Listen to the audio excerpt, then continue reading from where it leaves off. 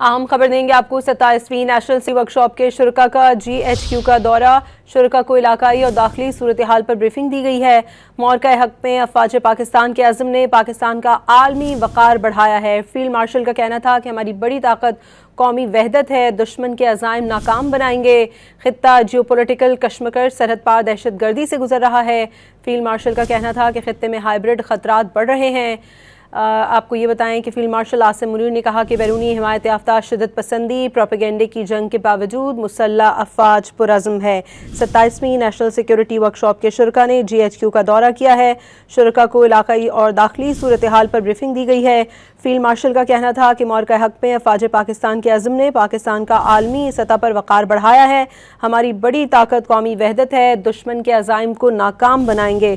खित्ता geopolitical कशमकश सरहद पार दहशत गर्दी से गुजर रहा है।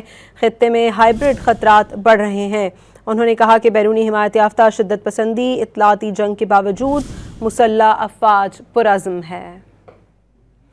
27वीं नेशनल सिक्योरिटी वर्कशॉप के शुरका ने GHQ का दौरा किया है। शुरका को इलाकाई और दाखिली सूरत हाल पर ब्रीफिंग दी गई है।